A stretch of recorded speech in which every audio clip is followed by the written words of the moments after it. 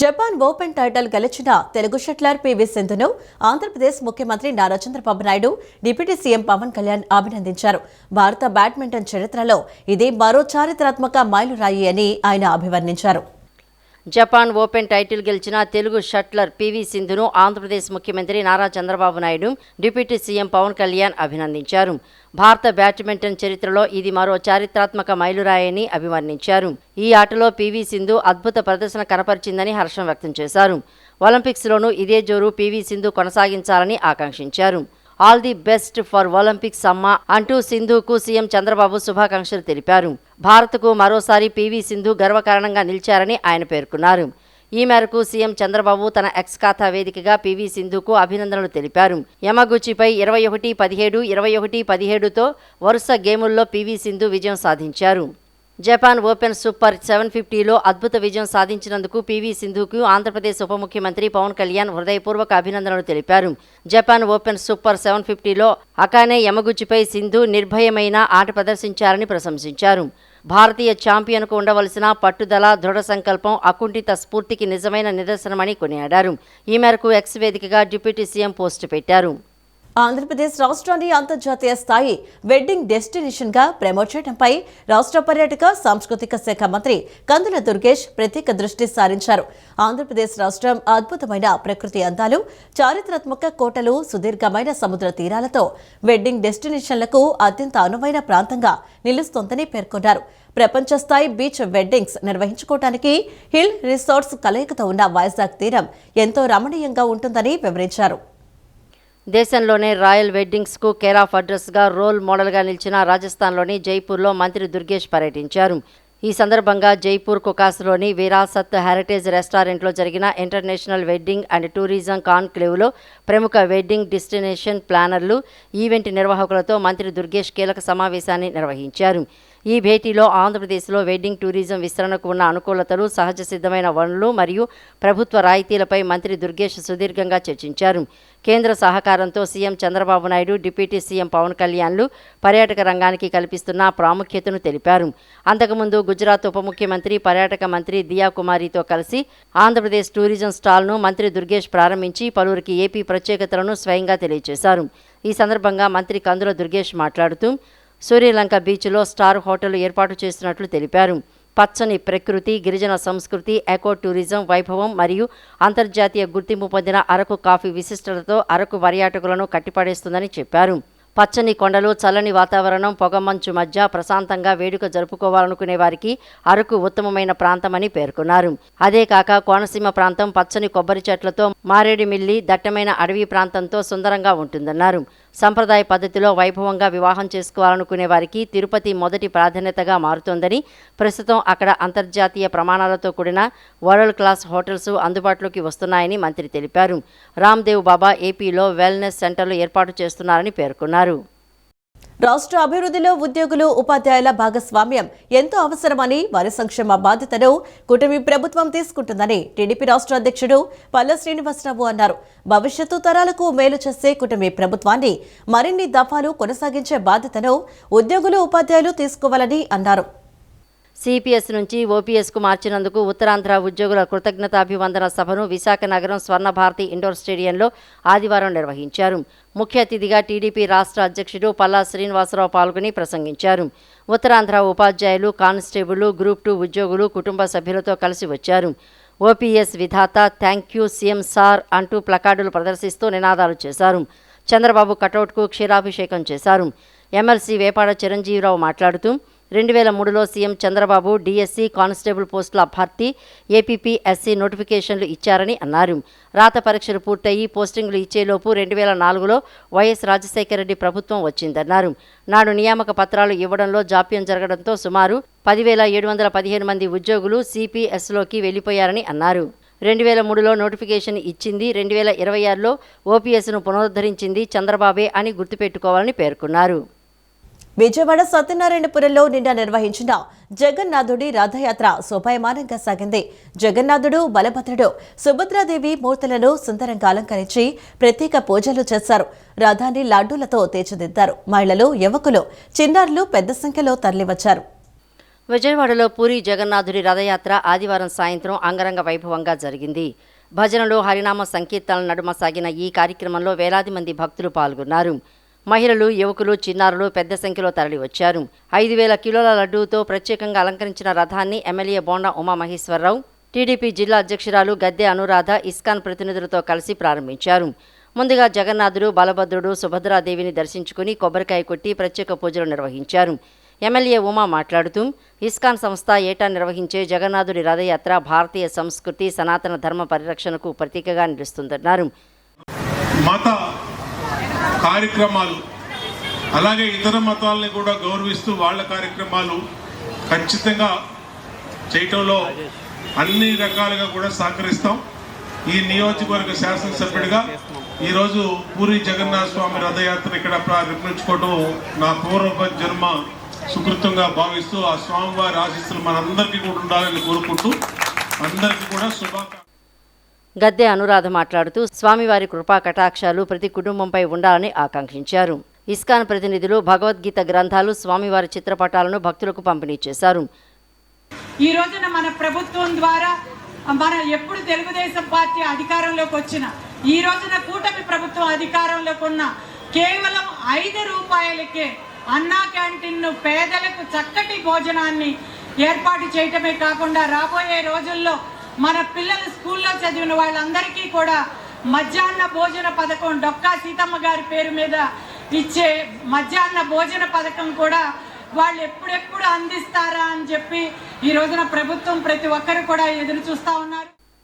ఈ కార్యక్రమంలో భారతీయ జనతా పార్టీ నాయకుడు Pathuri Nagabhushanam, Ghazal Srinivas, Vijayakrishna super Bazar chairman Velaga Suresh, ISKCON ప్రతినిధులు, పార్టీ నాయకులు, కార్యకర్తలు తదితరులు పాల్గొన్నారు.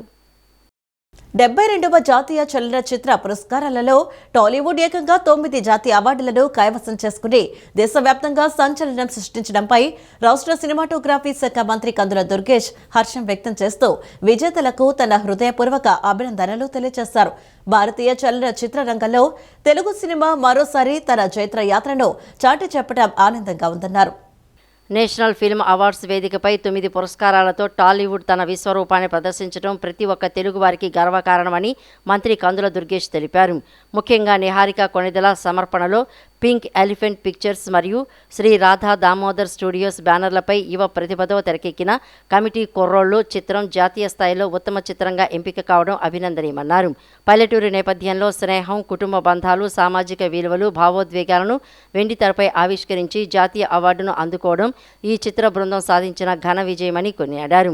తెలుగు సినిమా కేవలం కమర్షియల్ హంగులకే పరిమితం కాకుండా కథ, కథనం, నటన, సాంకేతిక నైపుణ్యం, కాస్ట్యూమ్ డిజైనింగ్, మేకప్ మరియు అద్భుతమైన నిర్మాణ విలువలు ఇలా 24 క్రాఫ్టుల్లోనూ తన తిరుగులేని ప్రతిభను చాటుకుందని మంత్రి దుర్గేష్ ప్రశంసించారు. వెండితెరపై తెలుగువారి సృజనాత్మకతకు, కష్టానికి దక్కిన గౌరవం ఈ జాతీయ పురస్కారాలని ఆయన పేర్కొన్నారు.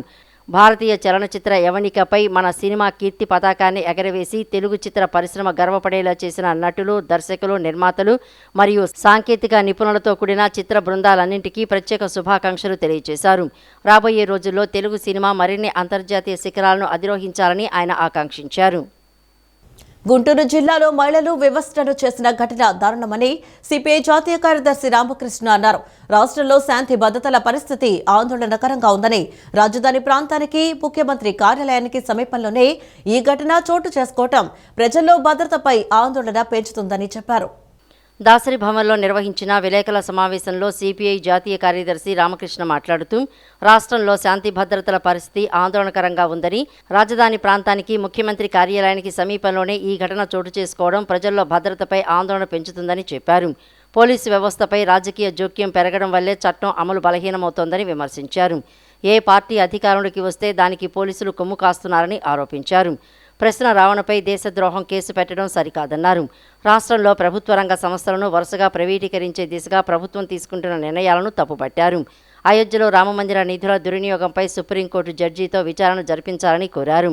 నీట్ ప్రశ్నాపత్రాల లీకేజీ కేసులో కేంద్ర మంత్రి ధర్మేంద్ర ప్రధాన్ తన పదవికి రాజీనామా చేయాలని డిమాండ్ చేశారు. సోనం వాంగ్ చుక్తో కేంద్రం చర్చలు జరపాలని కోరారు. అక్కడ హుండీ కలెక్షన్ దొంగతనమైందంటే మాట్లాడు. ఫండ్స్ వసూలు చేసింది దాదాపు 3,640 కోట్ల రూపాయలు వసూలు చేస్తే అందులో 1,400 కోట్ల రూపాయలు దుర్వినియోగమైంది. 40% కమిషన్లు తిన్నారు.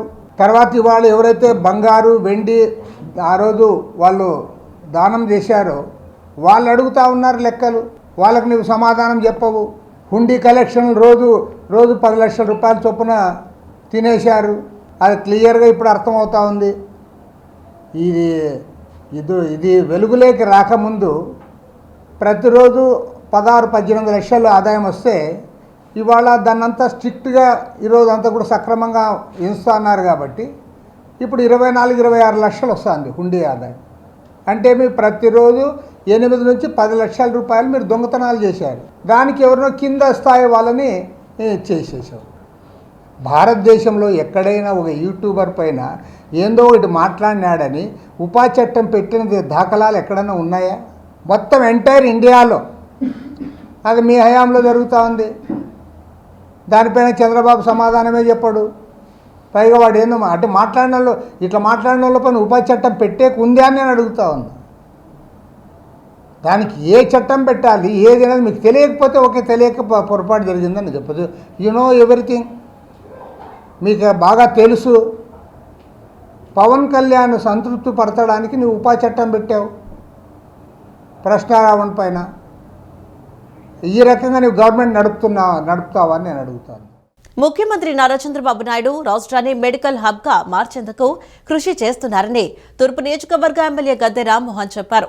ప్రతి వ్యక్తి 2 సంవత్సరాలకు ఒకసారి అయినా పూర్తి స్థాయి మెడికల్ చెకప్ చేయించుకోవాలని, దానివల్ల ప్రాథమిక స్థాయిలోనే వ్యాధులను గుర్తించి చికిత్స చేయించుకోవచ్చునని చెప్పారు.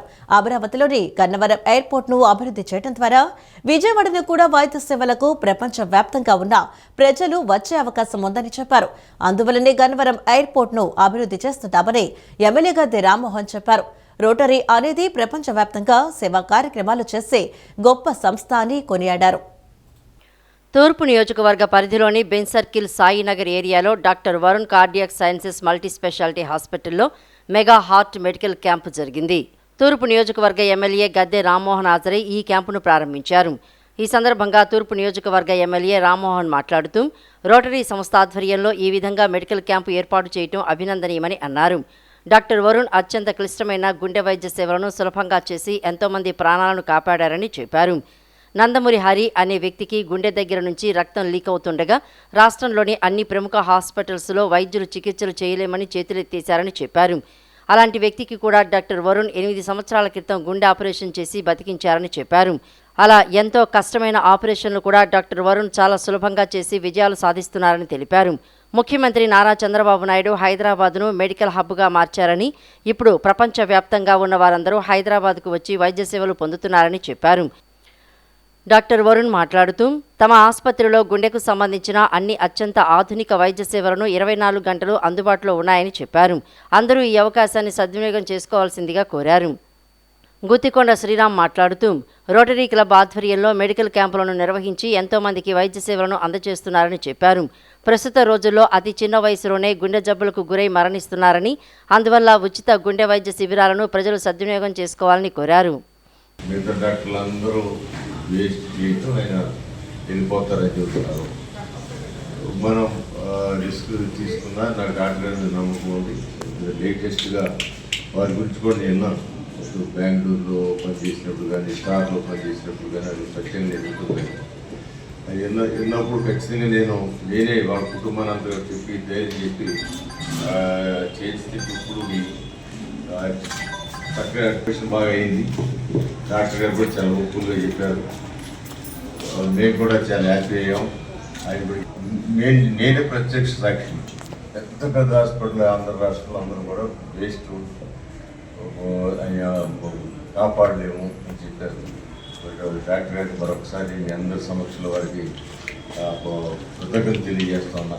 నాకు తెలిసి పొలిటికల్ ప్రోగ్రామ్ కంటే ఈ ప్రోగ్రామ్ ఉంటాయి. Rotary program, life club program అయ్యి లేకపోతే కొందరు ఏదో సంస్థలు ఏదో కార్యక్రమాలు చేస్తుంటారు ఆ ప్రోగ్రామ్.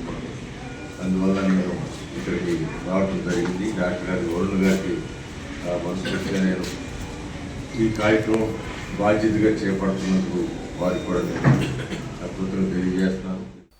ఈ కార్యక్రమంలో రోటరీ క్లబ్ అధ్యక్షులు కేతిపోయిన వెంకట్, స్టాలిన్ బాబు, త్రినాథ్, నండూరు కరణ్ కౌర్, డాక్టర్ గంగాధర్, డాక్టర్ షబానా, నందమూరి పూర్ణచంద్రరావు తదితరులు పాల్గొన్నారు. చదువు, క్రీడలే యువత భవిష్యత్తు అని గుడివాడ ఎమ్మెల్యే వెనుకండ్ల రాము అన్నారు. గుడివాడలో క్రీడలు, క్రీడాకారుల అభివృద్ధికి తన సంపూర్ణ సహకారం ఉంటుందని పేర్కొన్నారు. గుడివాడ పేరు దేశవ్యాప్తంగా నిలిచేలా ఇక్కడి నుంచే జాతీయ, అంతర్జాతీయ క్రీడాకారులు రావాలని ఆయన ఆకాంక్షించారు. ఇప్పుడున్న స్టేడియం ట్రెండ్ను మార్చాలని, ఆధునిక మౌలిక సదుపాయాలతో దీన్ని రాష్ట్రంలోనే ప్రముఖ స్టేడియంగా తీర్చిదిద్దటంలో భాగస్వామ్యమవుతారని ఎమ్మెల్యే రాము అన్నారు. గుడివాడ ఎన్టీఆర్ ఇండోర్ స్టేడియం క్రీడా కోలాహలంతో మారుమోగింది. ఎన్టీఆర్ స్టేడియం కమిటీ ఆధ్వర్యంలో దివంగత కటారి శ్రీనివాసరావు స్మారక జిల్లా స్థాయి బ్యాడ్మింటన్ పోటీలకు ఆదివారం శ్రీకారం చుట్టారు. గుడివాడ ఎమ్మెల్యే వెనుగండ్ల రాము ముఖ్య అతిథిగా హాజరై పోటీలను ప్రారంభించారు. కార్యక్రమానికి ముందు దివంగత కటారి శ్రీనివాసరావు చిత్రపటానికి MLA Ramu, AP state warehousing corporation chairman Ravi Venkateswararao, stadium committee vice chairman Elavarthi Srinivasarao తదితరులు పూలమాలలు వేసి ఘనంగా నివాళులర్పించారు. అనంతరం క్రీడాకారుల మధ్యకు వెళ్లి రాకెట్ పట్టి షటిల్ ఆడిన ఎమ్మెల్యే రాము యువ క్రీడాకారుల్లో ఉత్సాహం నింపారు. ముందుగా జరిగిన సభలో ఎమ్మెల్యే రాము మాట్లాడుతూ ఈ స్టేడియం అభివృద్ధికి కృషి చేసిన పెద్దలు కటారి శ్రీనివాసరావు స్మారకార్థం క్రీడాకారులను ప్రోత్సహించేలా పోటీలు నిర్వహించడం మంచి కార్యక్రమమని పేర్కొన్నారు. ఎన్టీఆర్ స్టేడియం కమిటీ ఏడాది పొడవునా పోటీలు నిర్వహించి గుడివాడ క్రీడారంగాన్ని బతికిస్తోందని కొనియాడారు. స్టేడియం కమిటీ వారి సేవలకు తన హృదయపూర్వక అభినందనలు అని ఎమ్మెల్యే రాము ప్రశంసించారు. క్రీడలే యువతకు దిశ, డ్రగ్స్ వైపు కాకుండా క్రీడల వైపు అడుగులు వేయాలని, చదువుతో పాటు క్రీడల్లో రాణించే ప్రతి విద్యార్థిని ప్రభుత్వం ప్రత్యేకంగా ప్రోత్సహిస్తుందని పిలుపునిచ్చారు. పోటీల్లో ఉమ్మడి కృష్ణా జిల్లా పరిధిలోని వివిధ ప్రాంతాలకు చెందిన క్రీడాకారులు పెద్ద సంఖ్యలో పాల్గొన్నారు. ఈ కార్యక్రమంలో ఎన్టీఆర్ స్టేడియం కమిటీ సంయుక్త కార్యదర్శి కిలారపు రంగప్రసాద్, టీడీపీ నాయకులు చేకూరి జగన్మోహన్ రావు, స్టేడియం కమిటీ పెద్దలు వల్లభనేని ప్రసాద్, బొగ్గారపు తిరుపతయ్య, స్టేడియం కోచ్లు, ఉద్యోగులు తదితరులు పాల్గొన్నారు.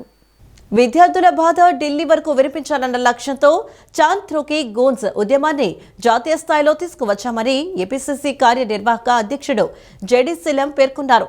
దీనిలో భాగంగా రాహుల్ గాంధీ నేతృత్వంలో ఆగస్టు 9న చలో ఢిల్లీ కార్యక్రమం చేపట్టామని తెలిపారు. పేపర్ల లీకేజీలపై సుప్రీంకోర్టు పర్యవేక్షణలో సీబీఐ విచారణ జరిపించాలని డిమాండ్ చేశారు. ఆంధ్రరత్న భవన్లో ఏపీసీసీ కార్యనిర్వాహక అధ్యక్షుడు జేడీ శీలం నిన్న విలేకరుల సమావేశం నిర్వహించారు. సమావేశంలో ఆయన మాట్లాడుతూ 2014 నుంచి దేశవ్యాప్తంగా 152 పోటీ పరీక్షల పేపర్లు లీకయ్యాయని, ఇది జాతీయ మహమ్మారి అని అభివర్ణించారు. ఈ లీకేజీతో 7.5 కోట్ల మంది విద్యార్థులు, వారి కుటుంబాలు నేరుగా నష్టపోయాయని, అయినప్పటికీ లీకేజీదారులెవరికీ శిక్ష పడలేదన్నారు. నీటి నుంచి 10వ తరగతి బోర్డు పరీక్షల వరకు ఏ పరీక్ష సురక్షితంగా కాదని, ఇది భారతీయ జనతా పార్టీ విద్యా రికార్డు అని జేడీ శీలం స్పష్టం చేశారు. విద్యా మాఫియా 2 లక్షల నుంచి 5 లక్షలు చెల్లించి పేపర్లు లీక్ చేస్తున్నాయని ఆరోపించారు. కోచింగ్ సంస్థల యజమానులు, మధ్యవర్తులు, ఎన్డీఏలోని కొంతమంది వ్యక్తులు ఈ ర్యాకెట్లో ఒక భాగమయ్యారని, ఇవి పరీక్షలు కాదు వేలంపాటని ఆగ్రహం వ్యక్తం చేశారు.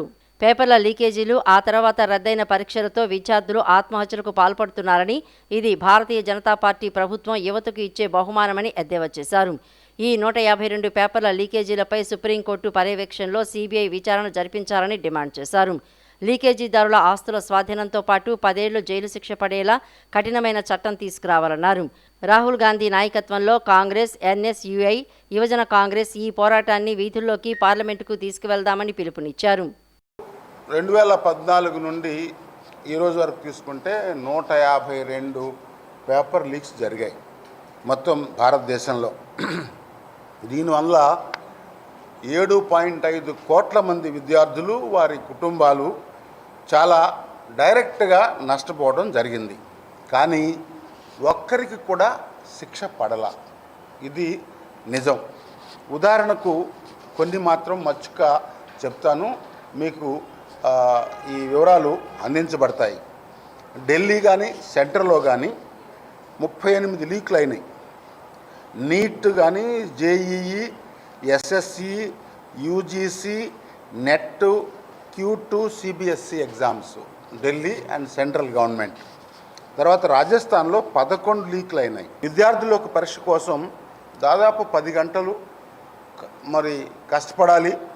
5 సంవత్సరాలు కష్టపడితే కానీ ఈ నీట్ ఎగ్జామ్స్లో వారు ఫైనల్గా మరి బయటపడాలని చూస్తూ ఉన్నారు. కుటుంబాలు కోచింగ్ కానీ, పుస్తకాలు కానీ, వారి ప్రయాణం, వసతి కోసం లక్షలు ఖర్చు చేస్తున్నారు. ఉద్యోగాల వేట చేసేటువంటి నిరుద్యోగులు వారికి ఈ ఈ ఉద్యోగాలు లేవనేటువంటిది ఒకటి, మళ్ళా ఎంట్రన్స్ టెస్ట్లో లీక్ అవుతుందనేటువంటిది డబుల్ దెబ్బగా మనం చూస్తూ ఉన్నాం. ప్రతి సంవత్సరం దాదాపు 6 లక్షల ఉద్యోగాల కోసం 9.5 కోట్ల మంది పోటీ పడుతున్నారు. మీరు ఆలోచించండి ఎంత తీవ్రమైనటువంటి సమస్య. ఏపీసీసీ ఉపాధ్యక్షులు కొలనకొండ శివాజీ మాట్లాడుతూ రాహుల్ గాంధీ ఆగస్టు 9న చేపట్టే చలో ఢిల్లీ కార్యక్రమానికి ఆంధ్రప్రదేశ్కు చెందిన విద్యార్థులు అండగా ఉండాలని కోరారు. పరీక్షల పేపర్లు లీకు కాకుండా పటిష్టమైన విద్యా బిల్లు తీసుకురావాలని డిమాండ్ చేశారు. హాయిలాండ్లో గ్రూప్ 1 ఎగ్జామ్స్ పేపర్లు దిద్దారు, అయినా కూడా ఒకరికి శిక్ష పడలా. ఈ విధంగా జరుగుతూ ఉంది. రాహుల్ గాంధీ గారు భారీ ఎత్తున జూన్ 17వ తారీఖు నుంచి ఉత్తర భారతం అంతా తిరుగుతూ విద్యార్థులని దగ్గర కలుస్తా నిన్న ఒక పెద్ద మీటింగు 2 లక్షల మందితో మీటింగ్ పెడితే మోడీ ప్రభుత్వం జాస్మిన్ శాండ్లర్ అనే ఒక గాయనితోటి ఆ పక్కనే ఒక పాట కచేరీ పెట్టింది విద్యార్థులు వెళ్లకుండా. అటువంటి దుర్మార్గమైన ప్రభుత్వం. గహానా మూవీ ట్రైలర్ చాలా బాగుందని హరివిలు ఫౌండర్ మరియు చైర్మన్ వెమ్మలపల్లి లక్ష్మణ్ చౌదరి అన్నారు. ఈ సినిమా ప్రేక్షకులను ఆకట్టుకుంటుందని అన్నారు. ఖచ్చితంగా ప్రతి ఒక్కరూ చూడాల్సినటువంటి సినిమా అని చిత్ర బృందాన్ని కొనియాడారు. వీఆర్కే ప్రొడక్షన్స్లో చిత్రీకరించిన గహనా మూవీ ట్రైలర్ ప్రారంభోత్సవ కార్యక్రమం పటమట పంటకాలువ రోడ్డులో గల హరివిల్లు ఆఫీసులో హరివిల్లు ఫౌండర్ మరియు చైర్మన్ వేములపల్లి లక్ష్మణ్ చౌదరి చేతుల మీదుగా ప్రారంభించబడింది. ఈ సినిమాకు యార్లగడ్డ వాసుబాబు ప్రొడ్యూసర్గాను, కలపాల కిరణ్ కుమార్ కో ప్రొడ్యూసర్గాను ఉన్నారు. ఈ సినిమాలో హీరోగా కలపాల కిరణ్ కుమార్, హీరోయిన్గా యశస్విని బండారు, ముఖ్య పాత్రలో వాసుబాబు యార్లగడ్డ, దాసరి రాజమోహన్, శివకృష్ణ, అద్దంకి సుబ్బారాయుడు, పాతూరు అశోక్, సోమిశెట్టి వర్షిణీశ్రీ, టింకు నటించగా దీనికి కెమెరామెన్గా సంసాని అగ్నేష్, గణేష్, అమరపు భార్గవ్ వ్యవహరించారు. ఈ సినిమాకు ఫైట్ మాస్టర్గా గణేష్, ఎడిటర్గా నాగార్జున, సంగీతం మండోజ్ కోదండచారి అందించగా పాగోలు నాగరాజేష్ దర్శకత్వం వహించారు. ఈ కార్యక్రమంలో Harivillu founder and chairman Vemulapalli Lakshman Chowdary మరియు సీఈఓ జాస్తి ప్రసన్న పాల్గొన్నారు. వేములపల్లి లక్ష్మణ్ చౌదరి మాట్లాడుతూ ట్రైలర్ చాలా బాగుందని, ప్రేక్షకులను ఆకట్టుకుంటుందని అన్నారు. ఖచ్చితంగా ప్రతి ఒక్కరూ చూడాల్సినటువంటి సినిమా అని చిత్ర బృందాన్ని కొనియాడారు. చిత్ర బృందం మాట్లాడుతూ విజయవాడ పరిసర ప్రాంతాల్లో ఎంతోమంది నటన మీద, సినిమాల మీద ఆసక్తితో ఉన్నారని, అలాంటి వారందరినీ ఉత్సాహపరిచేలా ఎంతోమంది ప్రొడ్యూసర్లు ముందుకు వచ్చి విజయవాడను మరొక సినిమా పరిశ్రమగా తీర్చిదిద్దాలని డైరెక్టర్ నాగరాజేష్ కోరారు. అలాగే ప్రొడ్యూసర్ యార్లగడ్డ వాసుబాబు మాట్లాడుతూ గహనా చిత్రం ఆగస్టు 2వ తేదీన ఉదయం 9 గంటలకు విజయవాడ గాంధీనగర్లో గల శైలజ థియేటర్లో ప్రీమియర్ షో ఉంటుందని, సినీ అభిమానులు, సినీ ప్రేమికులు అంతా వచ్చి గహనా మూవీని వీక్షించాలని ఆయన కోరారు. అలాగే చిత్ర బృందం అంతా షూటింగ్ టైంలో వారి యొక్క అనుభవాలను సభాముఖంగా పంచుకున్నారు. ప్రొడక్షన్స్ బ్యానర్ పై గహనా అనే మూవీ త్వరలో థియేటర్లో రాబోతుంది ఆగస్టు 2న. మీకు ఆ టికెట్ కావాలంటే పాప్కార్న్ ఆర్ట్స్ కింద నెంబర్ స్క్రోల్ అవుతుంది, అక్కడ మీరు కాంటాక్ట్ అయినా ఇన్స్టాగ్రామ్ అయినా సరే. లిమిటెడ్ టికెట్స్ మాత్రమే ఉన్నాయి. విజయవాడ నగరంలోని బెంజ్ సర్కిల్ కూడలిలో వరల్డ్ ఐస్ క్రీమ్ డే వేడుకలు ఘనంగా జరిగాయి. సురక్ష సేవ ఫౌండేషన్ ఆధ్వర్యంలో నిర్వహించిన ఈ కార్యక్రమంలో సుమారు 2000 మందికి ఉచితంగా ఐస్ క్రీంలను పంపిణీ చేశారు. ఈ కార్యక్రమానికి ముఖ్య అతిథిగా ట్రాఫిక్ సిఐ వెంకటరమణ విచ్చేసి ఐస్ క్రీంలను పంపిణీని ప్రారంభించారు. విజయవాడ నగరంలోని బెంజ్ సర్కిల్ కూడలిలో వరల్డ్ ఐస్ క్రీమ్ డే వేడుకలు ఘనంగా జరిగాయి. సురక్షా సేన ఫౌండేషన్ ఆధ్వర్యంలో నిర్వహించిన ఈ కార్యక్రమంలో సుమారు 2000 మందికి ఉచితంగా ఐస్ క్రీములను పంపిణీ చేశారు. ఈ కార్యక్రమానికి ముఖ్య అతిథిగా ట్రాఫిక్ సిఐ వెంకటరమణ విచ్చేసి ఐస్ క్రీములను పంపిణీ ప్రారంభించారు. అనంతరం ట్రాఫిక్ సిఐ వెంకటరమణ మాట్లాడుతూ సమాజంలో ఇలాంటి సేవా కార్యక్రమాలు నిర్వహించడం అభినందనీయమని, ఎండ తీవ్రత ఎక్కువగా ఉన్న నేపథ్యంలో ఇలాంటి వినూత్న ఆలోచనలతో ప్రజలకు ఐస్ క్రీములు పంచడం సంతోషకరమని పేర్కొన్నారు. ఈ సందర్భంగా ఫౌండేషన్ కన్వీనర్ కుదరవల్లి నరసయ్య మాట్లాడుతూ ప్రతి ఒక్కరికి వరల్డ్ ఐస్ క్రీమ్ డే శుభాకాంక్షలు తెలియజేశారు. తాను కూడా ఒక ఐస్ క్రీం ప్రేమికుడనని పేర్కొన్న ఆయన గతంలో ఒక అనాథ శరణాలయానికి వెళ్ళినప్పుడు అక్కడ పిల్లలు భోజనం కంటే ఐస్ క్రీం కావాలని కోరడం తనను ఎంతగానో కదిలించిందని చెప్పారు. కేవలం 30 రూపాయలు విలువైన ఐస్ క్రీంను కూడా కొనుక్కోలేని స్థితిలో ఎంతోమంది ఉన్నారని, వారి ముఖాల్లో ఆనందం చూడాలనే తపనతోనే ఈ వినూత్న కార్యక్రమానికి శ్రీకారం చుట్టామని వివరించారు. సాధారణంగా మెట్రో నగరాలకే పరిమితమయ్యే ఇలాంటి వేడుకలను విజయవాడ ప్రజలకు, ముఖ్యంగా పాఠశాల విద్యార్థులకు చేరువ చేయటం సంతోషంగా ఉందన్నారు. పిల్లల్లో పంచుకునే తత్వాన్ని పెంపొందించడానికి కూడా ఇది దోహదపడుతుందని ఆశాభావం వ్యక్తం చేశారు. వారానికి 2 సార్లు మితంగా ఐస్ క్రీం తింటే మానసిక ఒత్తిడి తగ్గి మనసు ప్రశాంతంగా ఉంటుందని, రాత్రిపూట మంచి నిద్ర పడుతుందని హార్వర్డ్ యూనివర్సిటీ పరిశోధనలో కూడా తేలిందని ఈ సందర్భంగా గుర్తు చేశారు. ఈ బృహత్తర కార్యక్రమానికి కృష్ణా మిల్క్ యూనియన్, విజయ డైరీ, జోయ్ ఫై, స్కూప్స్ ఐస్ క్రీమ్ సంస్థలు స్పందించి తలా 700 చొప్పున మొత్తం 2100 ఐస్ క్రీములను ఉచితంగా అందించాయని సురక్ష కన్వీనర్ తరపున వారందరికీ ప్రత్యేక కృతజ్ఞతలు తెలియజేశారు. ఈరోజు వరల్డ్ ఐస్ క్రీమ్ డే సందర్భంగా ఈరోజు పెడితే బాగుంటుందని పెట్టాం.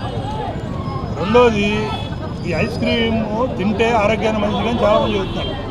అది కరెక్ట్ కాదు. వారానికి 2 సార్లు మితంగా తింటే చాలా మంచిది. ఎక్కువ తినకూడదు. మితంగా మనం మంచి టెన్షన్లో ఉంటాం రాత్రిపూట. ఎప్పుడన్నా కొద్దిగా ఐస్ క్రీమ్ తింటే మైండ్ ఫ్రెష్ అయిపోయి మన మెదడులో ఎండార్పిన్స్ అన్ని ఉత్పత్తి అయ్యి మనం ఎంతో హ్యాపీగా నిద్ర వస్తుంది అనేది ఆల్రెడీ హార్వర్డ్ యూనివర్సిటీ వాళ్ళు చెప్పారు. ఇటువంటి కార్యక్రమాలు ఉన్నాయి కాబట్టి మనం విజయవాడని అడిగాం ఐస్ క్రీమ్ ఇవ్వని. విజయవాడ ఎంతో సంతోషంగా 700 ఐస్ క్రీమ్ పంపించారు. జోయ్ ఫై వాళ్ళు 700 పంపించారు. ఆ స్కూప్స్ ఐస్ క్రీమ్ ఉంది కదా, వాళ్ళకి 700 పంపించారు. మొత్తం 2000 ఐస్ క్రీమ్లు పంపించారు. చాలా పోతే ఈ పక్కన స్కూప్స్ ఇంకో 300 పంపుతామండి అన్నారు. సరే, వాళ్ళు పంపుతున్నారు దాతలో, మన ఆధారంలో ఈ సురక్షా కన్వీనర్గా నరసయ్య నేను ఈ కార్యక్రమం బ్రహ్మాండంగా చేద్దాం ఉద్దేశంతో సదుద్దేశంతో చేశాం. ఈ కార్యక్రమంలో ఫౌండేషన్ ప్రతినిధులు మురళీకృష్ణ నాయుడు, గంటా సాయి, సూర్యనారాయణ, స్వచ్ఛంద సేవకులు, పెద్ద సంఖ్యలో ప్రజలు, పాఠశాల విద్యార్థులు తదితరులు పాల్గొన్నారు. ఈ వార్తలు ఇంతటితో సమాప్తం. నమస్కారం.